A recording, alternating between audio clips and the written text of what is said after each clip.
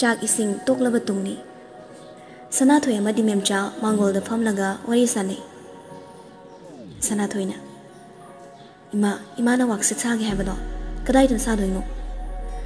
ꯑꯩꯁꯨꯅꯦ ꯏꯆꯥꯒ ꯇꯥꯟꯅꯒꯦ ꯈꯜꯂꯤꯕꯅꯤ ꯃꯗꯨꯒꯤ ꯃꯇꯥꯡꯗꯣ ꯏꯆꯥꯒ ꯇꯥꯟꯅꯗꯅ ꯀꯅꯥꯒꯕꯨ ꯇꯥꯟꯅꯔꯨꯅꯤ ꯑꯗꯣ ꯏꯃꯥ ꯀꯥꯏꯋꯥꯏꯗ ꯁꯥꯗꯣꯏꯅꯣꯕ ꯑꯁꯣꯝ ꯃꯈꯥ ꯊꯪꯕꯒꯤ ꯏꯪꯈꯣꯜꯁꯤꯁꯨ ꯍꯦꯟꯖꯥꯡ ꯅꯥꯄꯤ ꯃꯌꯥꯝꯁꯦ ꯄꯥꯝꯃꯨꯏ ꯑꯗꯨꯅ ꯃꯇꯝ ꯈꯔꯒꯤ ꯑꯣꯏꯅꯗꯤ ꯑꯁꯤꯒꯤ ꯃꯃꯥꯡ ꯁꯪꯒꯣꯏꯁꯦ ꯃꯁꯤꯗ ꯀꯣꯟ 4-5ꯗꯤ ꯊꯝꯕ ꯌꯥꯅꯤ ꯑꯗꯨꯅ ꯑꯁꯤꯗ ꯑꯣꯏꯅ ꯊꯝꯃꯒꯦ ꯑꯗꯨꯗꯤ ꯃꯤꯗꯤ ꯀꯅꯥ ꯁꯥꯗꯣꯏꯅꯣ ꯏꯃꯥꯅ ꯂꯣꯏꯅ ꯁꯥꯗꯣꯏꯔꯣ ꯑꯉꯥꯎꯕꯤꯁꯤꯗꯤ ꯏꯇꯣꯝꯇ ꯀꯃꯥꯏꯅ ꯁꯥꯗꯣꯔꯤꯕ ꯂꯩꯀꯥꯏꯒꯤ ꯃꯧ ꯃꯌꯥꯝ ꯑꯃ ꯂꯩꯔꯤꯕꯁꯤꯗꯤ ꯃꯈꯣꯏꯁꯨ ꯌꯨꯝꯗ ꯑꯗꯨꯝ ꯂꯩ ꯊꯕꯛ ꯍꯥꯏꯔꯦ ꯆꯠꯄ ꯅꯠꯇꯦ ꯑꯗꯨꯅ ꯃꯣꯏ ꯈꯔ ꯍꯧꯔꯨꯔꯒꯦ ꯁꯅꯥꯊꯣꯏꯗ ꯇꯣꯟꯅ ꯀꯣꯜ ꯇꯧꯔꯛꯏ ꯇꯣꯟꯅ ꯚꯥꯏ ꯃꯃꯥꯅ ꯑꯝꯇ ꯄꯥꯏꯍꯜꯂꯛꯈꯤꯒꯦ ꯍꯣꯏ ꯚꯥꯏ ꯄꯨꯔꯅꯤꯃꯥꯅ ꯏꯕꯦꯝꯃ ꯅꯣꯏꯕꯨ ꯆꯥꯛꯀ ꯆꯥꯔꯕꯣ ꯑꯧ ꯏꯃꯥ ꯆꯥꯔꯦ ꯅꯣꯏ ꯏꯃꯥꯗꯣ ꯑꯃꯨꯛꯇ ꯄꯥꯏꯍꯜꯂꯛꯎ ꯁꯅꯥꯊꯣꯏꯅ ꯃꯃꯥꯗ ꯐꯣꯟꯗꯣ ꯄꯤꯔꯛꯏ ꯃꯦꯝꯆꯥꯅ ꯀꯅꯥꯅꯣꯅꯦ ꯄꯨꯔꯅꯤꯃꯥꯅ ꯑꯩꯅꯦ ꯀꯩꯅꯣꯝꯇ ꯈꯟꯅꯁꯦꯅ ꯇꯧꯕꯅꯤ ꯀꯔꯤ ꯋꯥ ꯑꯣꯏꯔꯕꯅꯣ ꯍꯦꯛꯇ ꯍꯥꯏꯔꯛꯑꯣ ꯃꯦꯝꯆꯥ ꯅꯪ ꯐꯤ ꯑꯣꯏꯅ ꯁꯥꯅꯕ ꯇꯧꯔꯒꯦꯔꯣ ꯋꯥꯛꯁꯤꯠꯀꯨꯝꯕ ꯑꯃ ꯁꯥꯔꯒ ꯃꯤ ꯈꯔꯁꯨ ꯄꯩꯁꯥ ꯇꯥꯜꯍꯟꯕꯁꯨ ꯌꯥꯕ ꯅꯪꯉꯣꯟꯗꯁꯨ ꯅꯨꯡꯉꯥꯏꯖꯕ ꯑꯩꯁꯨ ꯑꯗꯨꯝꯅ ꯏꯆꯥꯒ ꯈꯟꯅꯔꯝꯕꯅꯤ ꯑꯗꯨꯗꯤ ꯌꯥꯝ ꯐꯔꯦ ꯅꯪꯒꯤ ꯁꯣꯔꯨꯝ ꯑꯃꯁꯨ ꯍꯥꯡꯕ ꯌꯥꯔꯅꯤ ꯅꯪꯅ ꯅꯤꯡꯖꯕꯁꯨ ꯊꯨꯡꯉꯅꯤ ꯁꯣꯔꯨꯝꯒꯗꯨꯗꯤ ꯈꯔ ꯂꯩꯔꯒ ꯇꯧꯔꯒꯦꯅ ꯑꯗꯨ ꯑꯣꯏꯔꯁꯨ ꯋꯥꯛꯁꯤꯠꯇꯨꯗꯤꯅꯦ ꯍꯥꯟꯅ ꯁꯥꯅꯕ ꯇꯧꯔꯁꯤ ngasi paisaduna adu saba hong na batorse aduga ko laina ba paisaduna ne mathang thagumada thilangi Purnima yarani asuk yam ba paisa se imai cha gi damak so pangbiri sidi ngasidagi tum ngam na mo narangi yade matam amada nangna igi mating pangbi khiba mayam do ai ngasi su kaudri Purnima kesum khalurano asuk yam na pangi sidi Parese nang yadrani nangonda hosik lady do aduna hayeng chatlaga kon singluro aduga waksa sabagi dunane aina somdagi mi tharage yani tharaktrasu nangbo yaro aina thokpa toragi se nang hayeng chatlo ko thame ko su thamkre sana thoina ima ke hairino waksit ona sarasi hairiba aduna mama Purnima na tawragi na ingonda hairiba ayona leisina hayeng kon singlu na mahai ine asumna nongmado mahaukre sana thoina ima ngasidi chalokhige ko aduga ngasidagi laklaroi hairamage loine hairamo hoima memchaga mamamchana loine hairamage hairibase sana thoina dumit khudingi tuition chatpaduni mana tuition laklaroi haidoklage hairibagi maramdi Tonga punna tuition chatnamani sana thoini hek chatkibaga makhoi nupa ma changi yumsibi mile bi bro kana lege memcha taradana ibungo kana yumsibo iche memcha gi oibira bro au mani kana oirabano ai che Purnima ga tale mangana tharakpani waksit ama sana man hairakpa adogi mafamdo ingzabalak jabani oh yani Karom loina sabi ga dobono lambudi kesu sauzaba natena ado mamangi sangui siga adum samnaraga makha thangbagi sida oina sasi haibabo o aduna fariche siwaridi sangna mafam su yarani ado enjang na pi mayam sibo kamaina yani da ai loisina ba torom lage ibungo hoina karam kanagi lakpi ga dabano ise akhoi mathang tha yodringi dagi sabaw zarangi Nasini train thoini aduna kuma thoidagi hongna ba torangi yaida ai so horiba mayam se loisilamagi ado posting heng dagi thajaragi phani bungo asuna nupa sing duso chatkre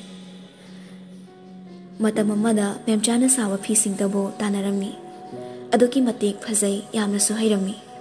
lalon bisingna magi fini hairabadi mamal sungang naramdi Manipur sida magi fi indaba mi leramoi haiba faw yai kara ina kaira khunba singdi magi ni bo hairani ꯃꯃꯜꯒ ꯉꯥꯡꯅꯕ ꯅꯠꯇꯦ ꯄꯩꯁꯥ ꯄꯤꯊꯣꯛꯄ ꯄꯥꯝꯃꯨꯗꯦ ꯍꯥꯏꯅꯔꯤꯕꯅꯤ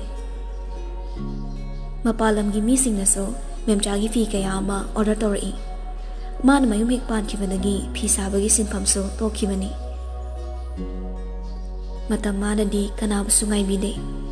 ꯁꯅꯥꯊꯣꯏ ꯑꯃꯗꯤ ꯇꯣꯟꯁꯨ tuition ꯆꯠꯂꯝꯃꯤ ꯃꯈꯣꯏ ꯃꯔꯤ ꯄꯨꯟꯅ ꯔꯣꯁꯅꯤ ꯊꯣꯏꯕꯤ tone ꯁꯅꯥꯊꯣꯏ ꯃꯈꯣꯏ ꯄꯨꯟꯗꯨꯅ ꯀꯣꯏꯕ ꯈꯔ ꯆꯠ ꯈꯔ ꯂꯥꯡ ꯁꯨꯇꯤ ꯂꯣꯏꯈ꯭ꯔꯦ ꯊꯣꯏꯕꯤꯒ ꯔꯣꯁꯅꯤꯒꯅ ꯍꯣꯁꯇꯦꯜꯗ ꯆꯪꯈ꯭ꯔꯦ 12 ꯀꯥꯔꯛꯄꯒꯤ ꯑꯍꯥꯟꯕ ꯁ꯭ꯀꯨꯜ ꯀꯥꯕ ꯅꯨꯃꯤꯠꯅꯤ ꯁꯅꯥꯊꯣꯏꯅ ꯂꯝꯕꯤꯗ ꯁꯥꯏꯀꯜ ꯇꯞꯂꯤ ꯇꯞꯂꯤ ꯊꯧꯔꯒ ꯆꯠꯂꯤꯉꯩ ꯃꯥꯒꯤ ꯃꯅꯥꯛꯇ ꯁꯥꯏꯀꯜ ꯑꯃ ꯊꯧꯖꯤꯜꯂꯛꯏ ꯁꯅꯥꯊꯣꯏꯁꯨ ꯍꯥꯏꯐꯦꯠ ꯈꯪꯂꯤ ꯄꯣꯠꯅꯤ ꯑꯗꯨꯕꯨ ꯈꯪꯗꯕ ꯁꯥꯔꯒ ꯇꯨꯃꯤꯟꯅ ꯆꯠꯂꯤ ꯊꯧꯖꯤꯜꯂꯛꯂꯤꯕ ꯁꯥꯏꯀꯜ ꯑꯗꯨ ꯌꯥꯝꯕꯨꯡꯒꯤ ꯑꯣꯏꯔꯝꯃꯤ ꯌꯥꯝꯕꯨꯡꯅ ꯀꯩ ꯃꯊꯦꯜ ꯆꯥꯔꯛꯑꯒꯦ ꯑꯩꯈꯣꯏ ꯃꯦꯝꯕꯣ ꯀꯥꯡꯁꯣꯏ ꯆꯥꯔꯛꯏ ꯌꯥꯝꯕꯨꯡꯗꯤ ꯑꯩꯕꯨꯗꯤ ꯍꯋꯥꯏ ꯆꯥꯔꯛꯏ ꯑꯗꯣ ꯄꯥꯕꯨꯡꯅ ꯇ꯭ꯌꯨꯁꯟ ꯆꯠꯅꯕꯅ ꯍꯥꯏ ꯀꯃꯥꯏ ꯇꯧꯁꯤꯒꯦ ꯑꯩꯁꯨ ꯌꯥꯝꯕꯨꯡꯒ ꯋꯥꯔꯤ ꯁꯥꯟꯅꯗꯧꯕ ꯌꯥꯝ ꯂꯩ ꯑꯗꯣ ꯍꯣꯔꯦꯟ ꯑꯣꯏꯅ ꯀꯣꯜ ꯇꯧꯔꯛꯑꯒꯦ ꯍꯣꯏ ꯐꯔꯦ ꯇꯧꯔꯛꯑꯣꯀꯣ ꯑꯗꯨꯗꯤ ꯑꯗꯣ ꯑꯩ ꯉꯁꯤꯗꯤ ꯋꯥ ꯃꯥꯏꯒꯦ ꯁ꯭ꯀꯨꯜꯗ ꯅꯪ ꯑꯩꯅ ꯎꯕ ꯈꯨꯗꯤꯡꯒꯤ ꯇꯨꯃꯤꯟ ꯇꯨꯃꯤꯟꯅ ꯑꯗꯨꯝ ꯂꯩꯔꯝꯃꯤ ꯅꯁꯥꯗ ꯌꯥꯝꯅ ꯀꯝꯐꯣꯔꯇꯦꯕꯜ ꯑꯣꯏꯗꯕ ꯃꯥꯜꯂꯤ ꯅꯪꯒꯤꯅ ꯇꯧꯔꯒ ꯑꯩꯁꯨ ꯅꯨꯡꯉꯥꯏꯇꯦ ꯅꯃꯥꯟꯅꯕꯤꯁꯤꯡ ꯄꯨꯜꯂꯒ ꯂꯥꯡꯊꯣꯛꯎ ꯅꯣꯡꯃꯗꯁꯨ ꯂꯥꯛꯎ ꯅꯁꯥꯗ ꯏꯐꯥ ꯐꯥꯖꯤꯜꯂꯒ ꯂꯩꯕꯗꯧꯅ ꯇꯧꯅꯨ ꯑꯩꯅ ꯅꯪꯕꯨ ꯀꯩꯗꯧꯉꯩꯗ ꯐꯥꯖꯤꯜꯂꯒ ꯊꯝꯃꯣꯏ ꯅꯪꯅꯗꯤ ꯈꯜꯂꯝꯕꯁꯨ ꯌꯥꯏ ꯌꯥꯝꯃꯨꯛ ꯅꯧꯈ꯭ꯔꯒ ꯅꯨꯡꯉꯥꯏꯔꯣꯏ ꯀꯥꯏꯅ ꯑꯗꯨ ꯑꯩ ꯀꯩꯁꯨꯝꯇ ꯈꯟꯗꯦ ꯏꯕꯥꯅꯤꯒꯤ ꯃꯔꯝꯗ ꯃꯌꯥꯝꯗ ꯂꯣꯠꯂꯤꯁꯤꯁꯨ ꯅꯪꯒꯤ ꯈꯜꯂꯒꯅꯤ ꯑꯩꯗꯤ ꯅꯨꯄꯥꯅꯤ ꯀꯩꯁꯨꯝ ꯈꯟꯗꯦ ꯅꯪꯅ ꯏꯀꯥꯏꯖꯩ ꯍꯥꯏꯕꯗꯨꯗ ꯂꯣꯠꯄꯅꯤ ꯀꯅꯥꯅꯁꯨ ꯈꯪꯂꯔꯣꯏꯗꯕ ꯑꯁꯤꯒꯤꯗꯃꯛ ꯅꯪꯅ ꯑꯗꯨ ꯀꯣꯛ ꯁꯥꯕꯧꯅꯗꯤ ꯈꯪꯗꯅꯕꯁꯨ ꯍꯣꯠꯅꯔꯤꯕꯅꯤ ꯑꯗꯨꯒꯤ ꯅꯠꯇꯦꯗ ꯌꯥꯔꯦ ꯆꯪꯉꯨ ꯑꯁꯨꯝꯅ ꯀ꯭ꯂꯥꯁꯇ ꯆꯪꯅꯈ꯭ꯔꯦ ꯀ꯭ꯂꯥꯁꯁꯨ ꯃꯊꯪ ꯃꯊꯪ ꯂꯣꯏꯈ꯭ꯔꯦ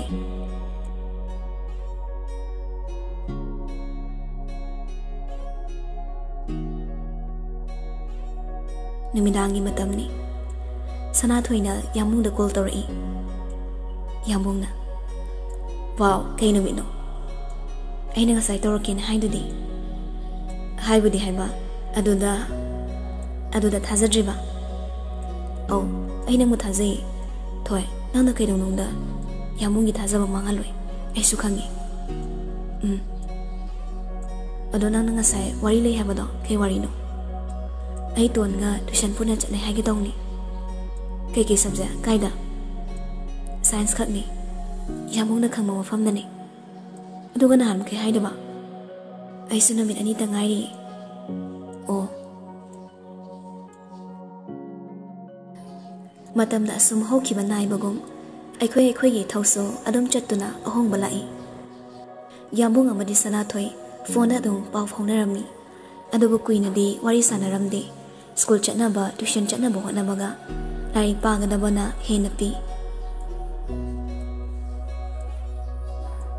ꯅꯣꯡꯃꯒꯤ ꯃꯦꯁꯦꯖ ꯑꯃ ꯑꯅꯤꯈꯛ ꯊꯥꯅꯔꯒ ꯑꯗꯨꯝ ꯇꯣꯛꯄꯁꯨ ꯌꯥꯎꯏ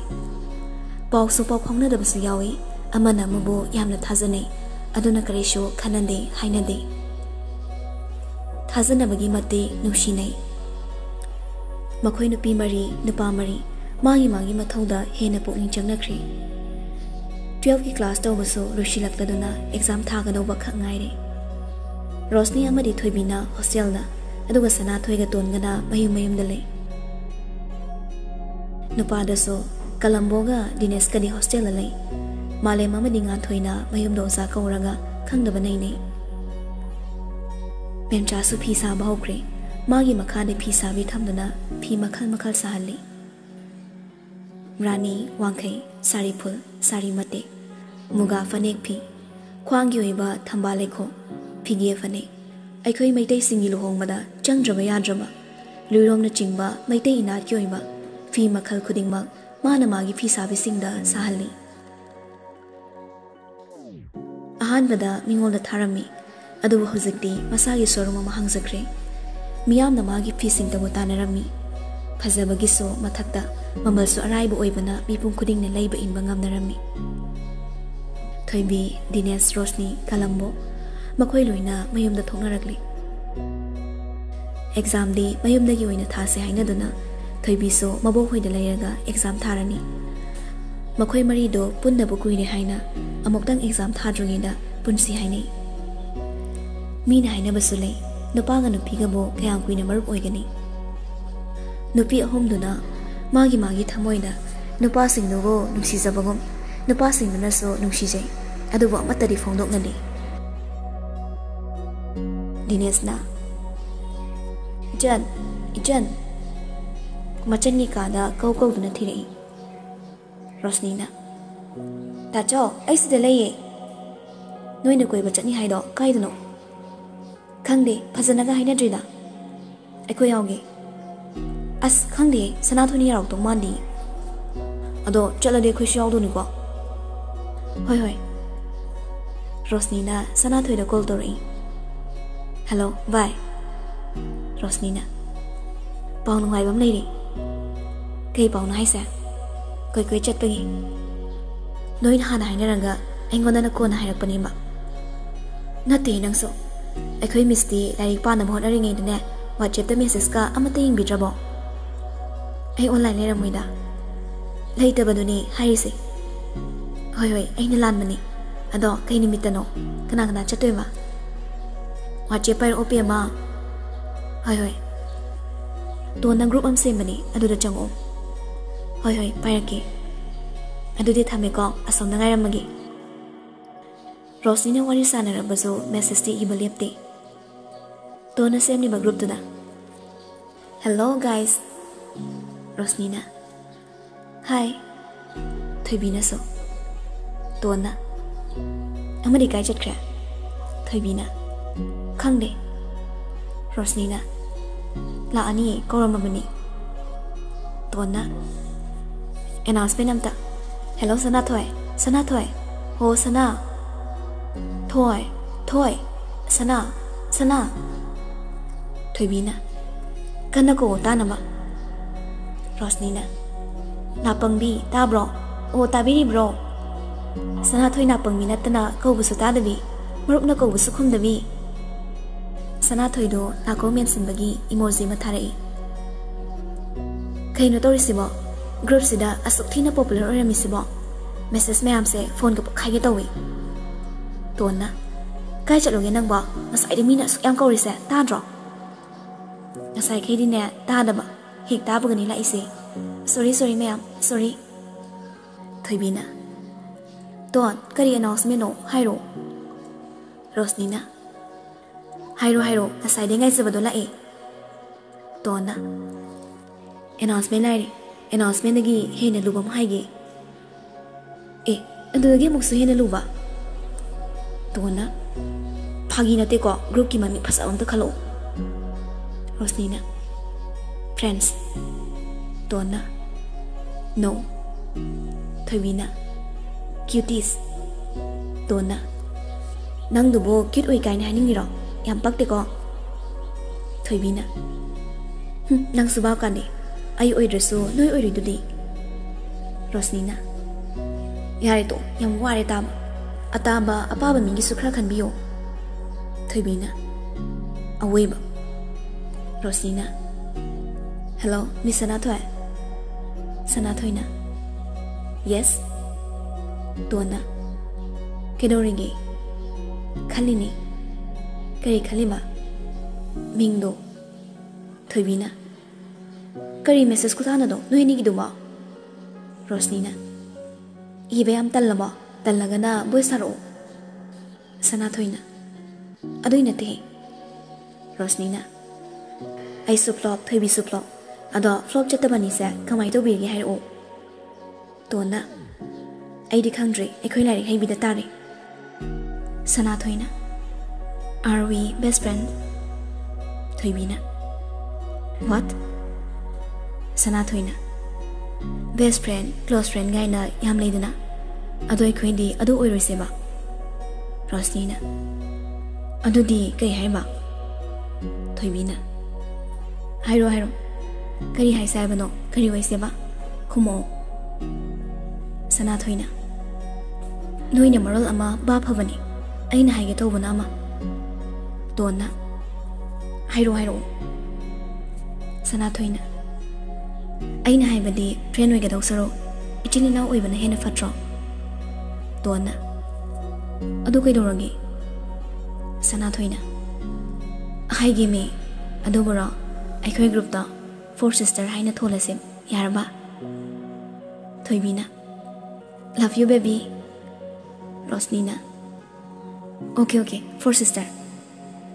तोना ओके तारे love you sweetheart we are four sister सना थोइना लव यू टू थोइबिना अखोय मिस की ममिंग सिदी अहिदि कैनो मुखलाई सना थोइना कई खलिबा थोइबिना स्कूल होटल और समथिंग कैनोम दगा ममिंग थोलदी फजदौ मालेबा तोना खनसी अदो ngasi nataba ngasi di ngasai ge announcement do adu layeba thoibina adu hairo tona koi ba chat pa na haiba do hayeng oina chatlasi na haiba sana thoina kei lamda pung kya dano rosnina pung tarokta ayuki sana thoina ngan man ro de tona ngan de kaiso ngai na ringai da adum thenga dong rosnina aina lakpa da ne thoibi yaurange tona noi ta so hoini ai hangangi sana thoina moi si yaudoi ro rosnina yauloi se hai ro ai khoi ta song na kui ra bani hangma thoibina yawan se tona sana thoi moi yaudu ba yaroi haye moiga wari yam lei sana thoina kai wari tona nungsi hai deba rosnina mami lauk thopi emoji ma thazalai sana thoina ngamgadra tona ngam bangam da bada hayeng khanara seba rosnina bhai nangai se simbero tona phagiro thoibina hairo tona ngamjadre hanjin sana thoina kanaro noina kan ki bagi arem bada aduna mo aikhoi ni gi oihong bai duni hayeng koi banu ngai nama sana thoi gi thazada mo wahai na mayam so noina ngakna re thoibina wow wahai found there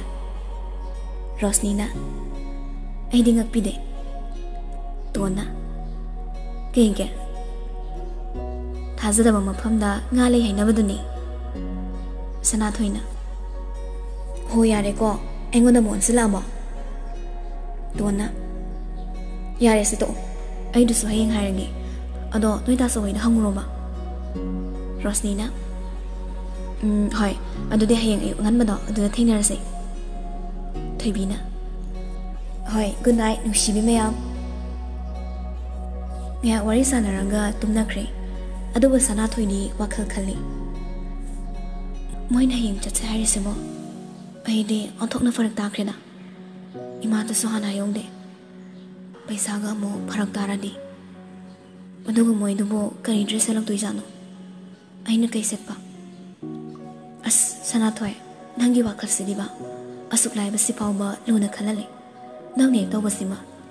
yare tho ba mai lak jarani asumna maso tumtha khre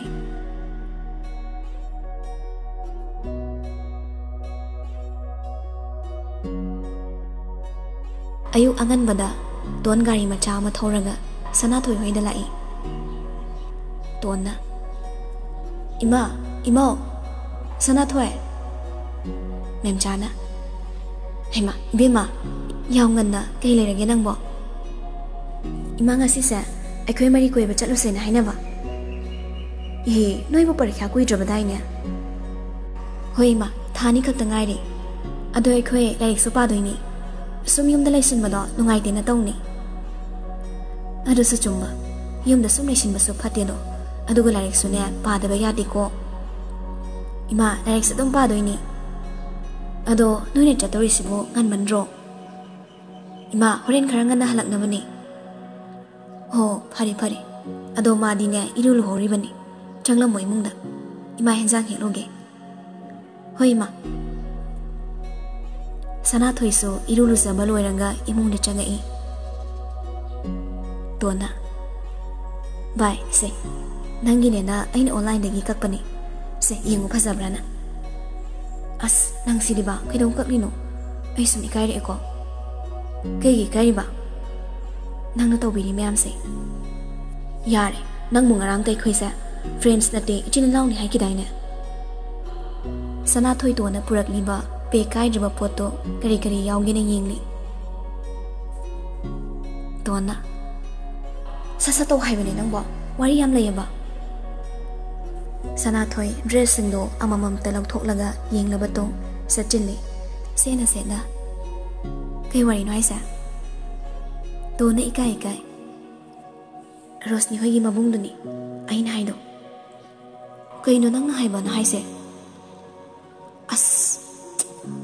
नंग सिदिबा आइना ngarang हाइबदो ओ अदुगी ओइरे अदो नंग मसादा high हाइरो ngam aina haimde adu werangana Rosni da udona sira aduna mo kena ngam zaroi ai horen Rosni dai biragi as hairana da talleba Dinesh na mo sauranga thina nganga di ai di kai bana sirani